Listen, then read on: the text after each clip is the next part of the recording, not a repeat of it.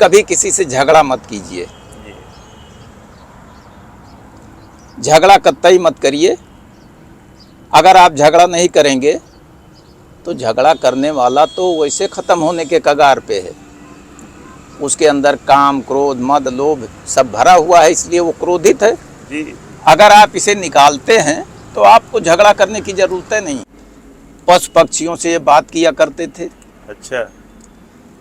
और सांप वगैरह तो आके तखत पे बैठ जाते थे, नाग देवता जी, और बात करते थे। हम लोग आते थे, जब कुटिया में नहीं घुसते थे तो ये कहते थे अच्छा तुम जाओ, बाद में आना। राधे राधे दोस्तों, जय सिया राम। हम लोग इस समय श्री पावन धाम अयोध्या में हैं। और दोस्तों आप देख सकते हैं अयोध्या का ये जो ब्रिज है सरजू माता का, आप इधर से रोड दिखाएं। ये रोड है लखनऊ गोरखपुर हाईवे, और ब्रिज जो आप देख रहे हैं ये सरजू माता का पुल पार करके इधर ब्रिज है जो नीचे से अयोध्या के लिए रास्ता जाता है। बगल में एक जी इधर फैजाबाद पड़ता है और इस साइड में अयोध्या है बगल में। और दोस्तों ये जिस जगह पे हम लोग खड़े हैं, यहाँ पीछे हमारे एक कुटिया देख रहे हैं। कुटिया में एक बहुत ही अच्छे सिद्ध महात्मा रहा करते थे, अघोर परंपरा के संत थे। वो भी महाराज जी नहीं है, उनकी कुटिया है। कुटिया को ही नमन करते हैं, वंदन करते हैं। कल उनका भंडारा, और आप जी कल भंडारा है, कल भंडारा है महाराज जी का। और इस स्थान पे हम देखे कि साफ सफाई, पानी वगैरह डाला जा रहा था, क्योंकि नीचे बहुत बालू है, उड़ता है। तो हम रुक करके पूछने लगे। तो आपका परिचय, आप प्रवक्ता हैं इंटर कॉलेज में, आप थोड़ा अपना परिचय बता दें। मैं अमरनाथ सिंह और मनोहर लाल इंटर कॉलेज में शिक्षा शास्त्र के प्रवक्ता हैं। और गुरु जी का सेवा करने का अवसर हम लोगों को यहाँ 2002 से आइए थोड़ा अंदर दर्शन कर लिया जाए, उसके बाद फिर गुरु जी के बारे में बताते हैं। तो दोस्तों आप जो है सर जी यहाँ पे साफ सफाई करवा रहे थे, तो हम लोग रुक करके पूछने लगे।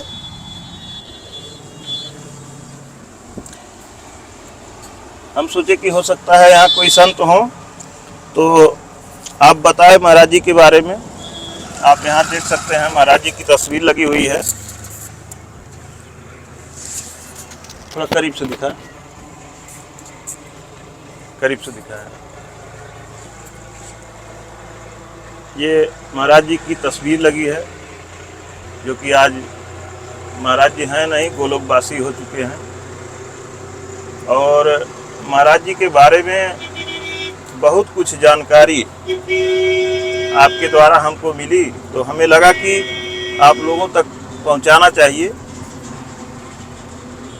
तो अब आपसे हम कुछ बात करेंगे ताकि लोगों तक जानकारी पहुंच सके और हमारे धर्म का, सनातन धर्म का प्रचार हो सके।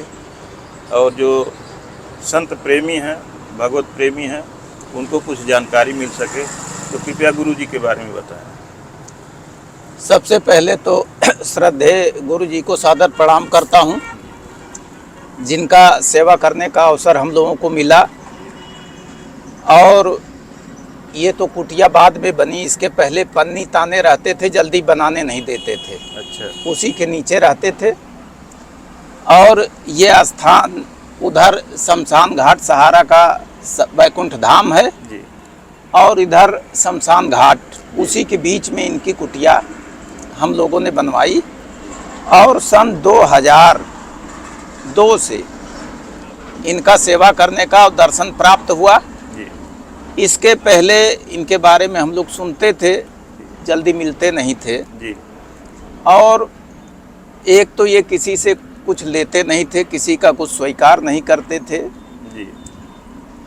और संत की जो एक पराकाष्ठा होती है जी, उस ऊंचाई पे अघोर परंपरा में जी। एक तरह से शिव का स्वरूप ही हम लोग इनको मानते थे। जी। बहुत सारी घटनाएं इनके इस कुटिया में पशु पक्षियों से ये बात किया करते थे, अच्छा। और सांप वगैरह तो आके तखत पे बैठ जाते थे, इनके नाग देवता, जी।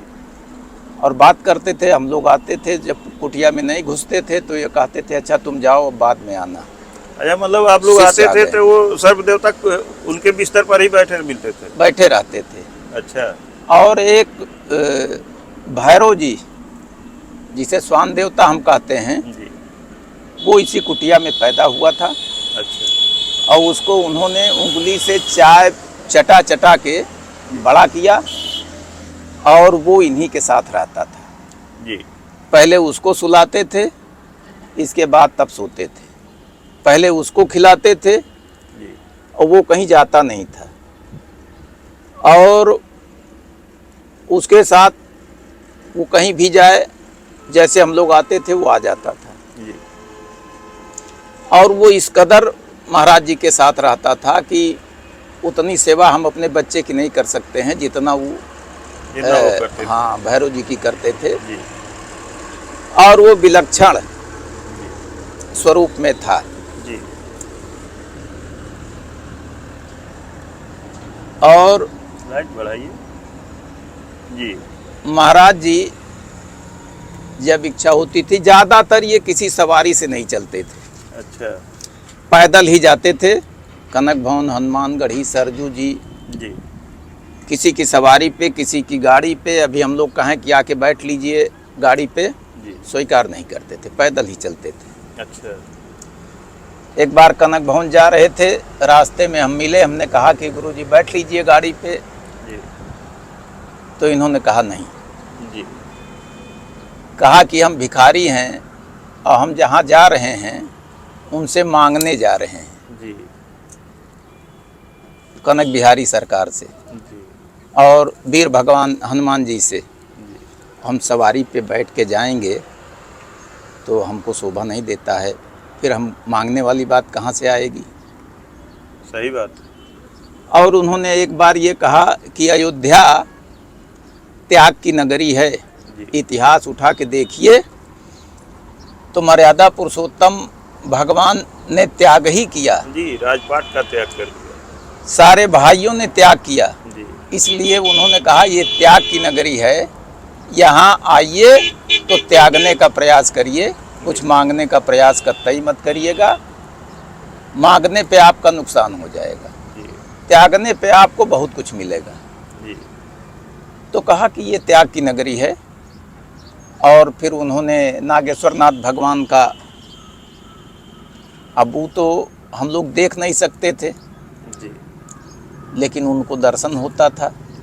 हाँ, उनको सब दिखाई देता। और यहीं लोग सेवा करने जो आते थे, जैसे राम सेवक जी थे, अनूप जी थे, भान प्रताप सिंह थे, हम लोग थे भोजन बनाने, उनका सुबह आ जाते थे। अच्छा। एक आलू या एक टुकड़ा रोटी खाते थे, बाकी सारी चिड़िया, मोर, तोते सब आके तखत पे बैठ जाते थे, उनको अपने हाथ से खिलाते थे।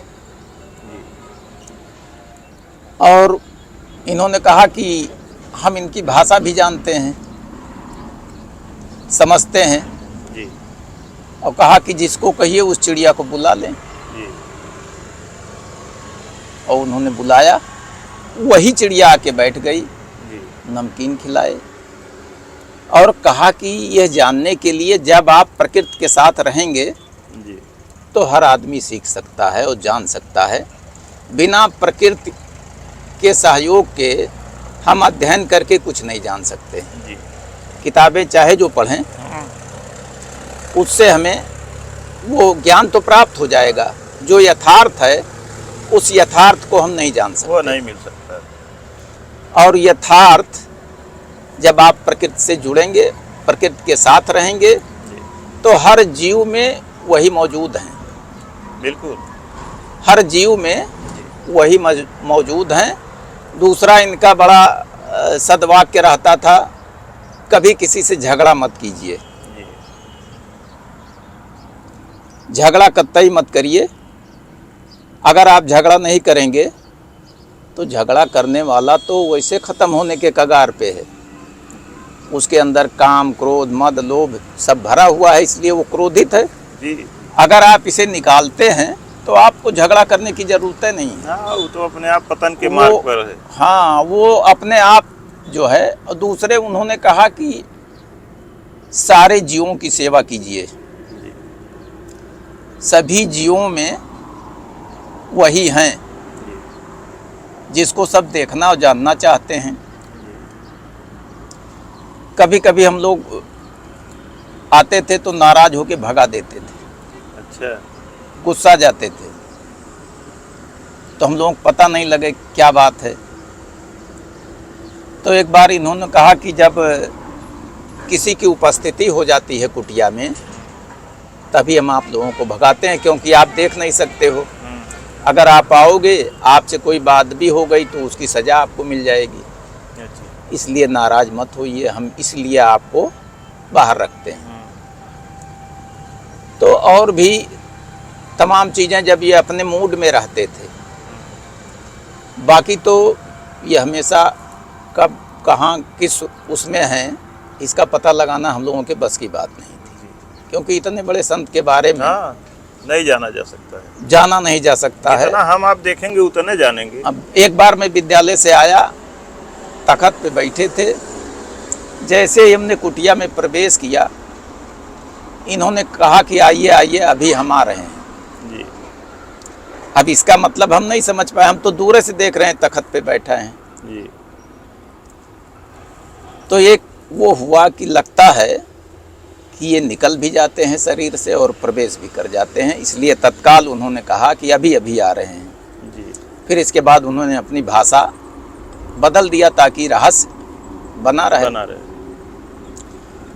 तो ये माँ काली के उपासक थे और हमेशा माँ कहते हुए ही इन्होंने शरीर छोड़ा। अच्छा।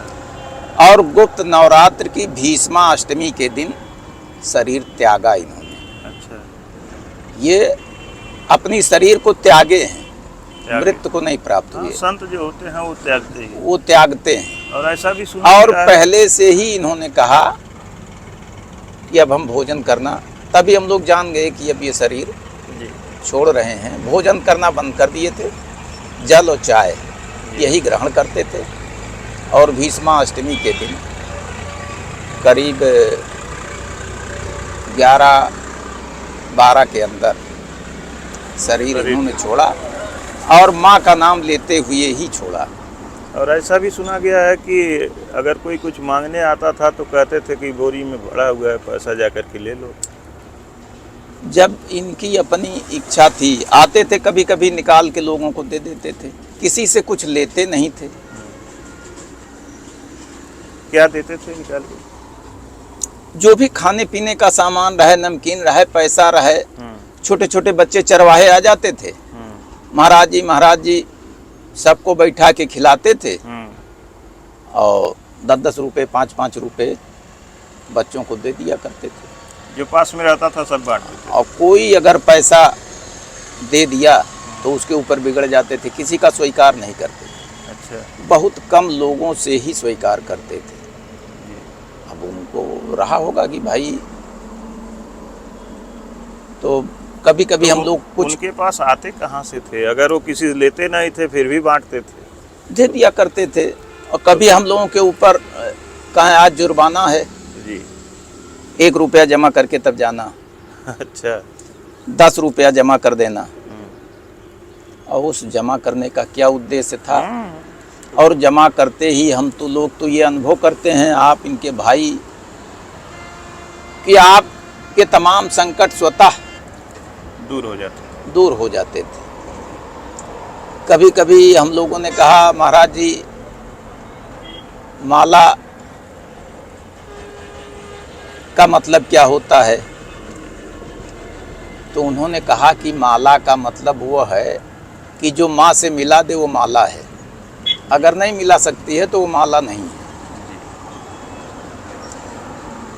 और कहा साधना के बारे में, अब हम लोग तो उस तरह भाई शिष्य बनना नहीं कर संभव सकते। नहीं था। हाँ, उन्होंने कहा कि आप सीधे हो जाइए, सिद्ध हो जाएंगे। दुनिया की कोई ताकत आप रोक नहीं सकते हैं, कोई ताकत आपको रोक नहीं सकती है सिद्ध होने से, बशर्ते आप सीधे हो जाइए।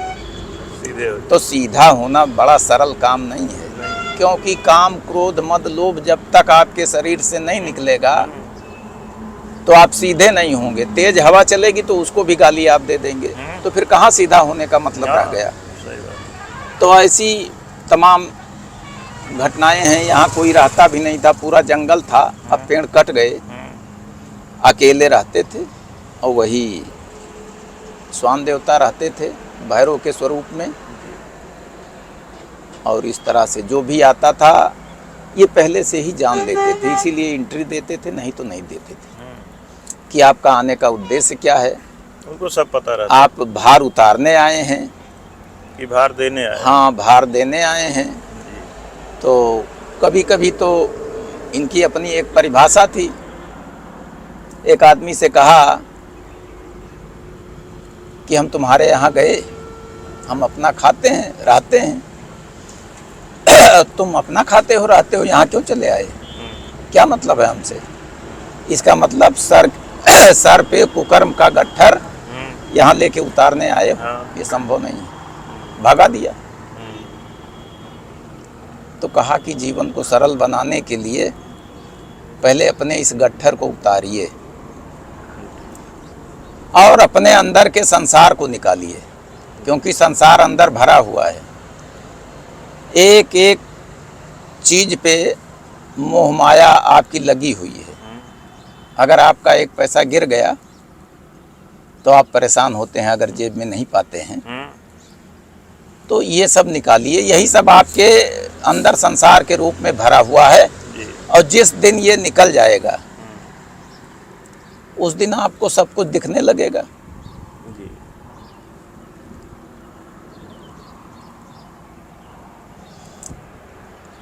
एक बार इन्होंने कहा कि मंत्र तो पहले से ही सिद्ध है, सिद्ध नहीं किया जाता, आप सीधे हो जाइए। जिस दिन आप सीधे हो जाएंगे, जो बोलेंगे वो मंत्र हो जाएगा। क्या कभी ये नहीं बताया कि किस तरह साधना की जाती है, किसका जाप किया जाता है, किसकी आराधना करनी चाहिए? देखिए, आराधना के बारे में तो ये तो माँ के उपासक थे और शिव के अघोर परंपरा के, और मानते सबको थे, अंतर किसी में नहीं मानते थे। तो इन्होंने कहा कि रास्ता अनेक है लेकिन लक्ष्य एक है। लक्ष्य सबका एक। हर धर्मों का लक्ष्य एक है, रास्ता अलग है। कुछ रास्ते इतने तीव्र हैं कि उसमें चूकने पे आप मार खा जाएंगे, लेकिन भक्ति मार्ग एक ऐसा मार्ग है, उस पे आप चलते रहेंगे तो चोट लगने की संभावना नहीं के बराबर होती है। हमारी परंपरा में तो रिस्क है। अघोर परंपरा कहा इस तरह की जो साधनाएं हैं, इसमें भाई जान हथेली पे लेके साधक चलता है, और इसमें भी लोग फेल होके घूमते हैं जो समाज को ठगने का काम करते हैं। जो सिद्ध होता है वो कहीं जाता नहीं, कोई मतलब नहीं रखता है, और अपनी पहचान वो छिपाता है, प्रसिद्धि की उसको आवश्यकता नहीं होती है। तो इस तरह से हम लोगों ने महाराज जी की सेवा किया और सेवा करने का अवसर मिला। कब शरीर छोड़े थे महाराज जी? 15 फरवरी 2015 में। 2015। उसी डेट पे हम लोग जो है इनकी पुण्यतिथि मनाते हैं, और सारे लोग आते हैं। इसके लिए हम लोग कार्ड नहीं छपाते हैं, सब जानते हैं, और जो जिसको आना होता है वो आते हैं। इस पावन भूमि का आज दर्शन हो गया, इस अब ये महान तो संत इस का तरह दर्शन से मिल गया। बिल्कुल बिल्कुल। और वो कहीं नहीं गए हैं, गए नहीं, शरीर नहीं है, वो गए आज नहीं। भी यहीं है, और उनकी कृपा हमारे ऊपर बनी रहे, यही अब महाराज जी से हमारी भी मंगल कामना है। भाई हमारी जानकारी में यहाँ इन्होंने किसी को शिष्य नहीं बनाया। जी। शिष्य बनाना आसान काम नहीं होता है, अगर उसको लक्ष्य तक आप नहीं पहुँचाते जी, हैं। जी। तो एक तरह इन्होंने कहा कि ये धोखा देना है। ऐसे कुछ संत होते हैं कि जो शिष्य नहीं बनाते। हमसे हाँ। भी चित्रकूट के जंगल में एक संत मिले, हमने उन्होंने इनसे कहा कहा कि शिष्य, मैं एक भी शिष्य नहीं बनाया हूँ। हमने कहा शिष्य बना लीजिए, तो इन्होंने मजाक में कहा कि अभी तो हम ही नहीं किसी के शिष्य बने, तो जो शिष्य बनता है वही शिष्य बनाता है। बाकी इनके बारे में और कोई जानकारी नहीं है। कहीं इनका कोई अकाउंट नहीं था जहाँ ये पैसा रखें, कहीं स्थान नहीं बनाया। स्थान बनाने के लिए बहुत लोग आए कि बनवा दें, स्वीकार नहीं किया। यहाँ तक कि समाधि बनाने को नहीं स्वीकार किया, कहा लोग ठगना शुरू कर देंगे हमारी समाधि पे, इसलिए जल प्रवाह कर दिया जाए सरयू माता की गोद में। हाँ, सरजू माता की गोद में। और ये दिव्य स्थान है, ये क्षेत्र अलग है। अब दुर्भाग्य है कि ये सड़क में चला जाएगा। हाँ, अब तो रोड यहाँ आप शांत होके 1 मिनट अनुभव कीजिए, आपको अलग लगेगा। रात में आइए तो लगता है इसके अंदर आपको भय नाम की चीजें नहीं है। नहीं, यहाँ भय कहाँ से आएगा?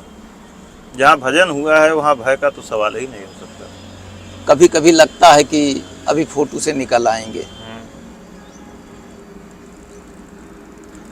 ठीक है सर, बहुत बहुत धन्यवाद आपको। और हमारा भी सौभाग्य था कि आज यहाँ दर्शन हो गया। अब इनकी कृपा है। हाँ। अब भी जिसको बुलाना चाहते हैं बुला लेते हैं। हाँ, बुला लेंगे। एक बार महाराज जी का भोजन बनाने कुटिया में एक सेवक जी आते थे, और संयोग से उस दिन महाशिवरात्रि था जी। और वो भोजन बनाने आए, और बंधे के नीचे से एक नाग देवता आके नल के पास कुंडली मार के फन उठा के बैठ गए। सेवक जी ने कहा कि महाराज जी कैसे पानी लें? कहा कि जाओ, कुछ नहीं बोलेंगे। पानी लेके आए और खाना बनाना उन्होंने शुरू किया, और वो 2 घंटे तक एक आसन पे नाग देवता बैठे थे। भोजन लगा, महाराज जी को प्रसाद रखा गया और कहा कि नाग देवता को भी रखिए, ये नागेश्वर भगवान हैं, इनको हमने आज बुलाया है तुम्हारे दर्शन के लिए, और दर्शन कर लो। तो उन्होंने कहा महाराज जी उस स्वरूप में दिखा दीजिए। तो उन्होंने कहा कि उस स्वरूप को तुम्हारी शरीर बर्दाश्त नहीं कर पाएगी, इसलिए इसी स्वरूप में देख लो, और ये सामान्य बात नहीं है। इसके बाद भोग प्रसाद हुआ, भोजन किए। इसके बाद सेवक जी से उन्होंने कहा कि नागेश्वरनाथ भगवान को हम बुलाए हैं, तो इनके आने जाने का खर्चा जमा करो। तो कुछ दक्षिणा उन्होंने निकाल के महाराज जी को दिया, और महाराज जी ने फिर उनको प्रणाम किया और कहा कि अब आप जाइए। और वो कुटिया के निकल के कुटिया से बंधे के नीचे गायब हो गए। इस तरह की बहुत सारी चीज़ें, लेकिन सब ये सारी चीज़ें आप लोगों के सामने घटित हुई। हाँ, ये सारी चीज़ें हम लोगों के सामने घटित है और हमने देखा। और बाद में सेवक जी आए तो कहा ये लो, उनका प्रसाद है, जो पैसा दिया था फिर वापस कर दिया।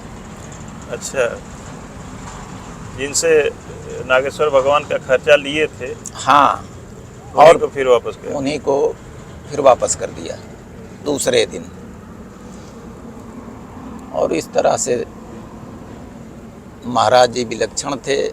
हमारी समस्या घोर परंपरा के ऊंचाई पे इस तरह का संत अयोध्या में नहीं थे, और अगर हैं भी तो सामने नहीं आते। और जबकि यहाँ के लोग परंपरा बताते हैं कि अयोध्या में एक ही अवघड़ रह सकते हैं, तो यही थे। अब इनके बाद कौन है, कहाँ है, इसकी जानकारी हम लोगों की नहीं है। लेकिन इस कुटिया को तो इन्होंने तपस्थल ही बना दिया। इसी के साथ अब गुरुदेव जी को मैं प्रणाम करता हूँ। जो भी गलती हुई हो उसे आप क्षमा करें।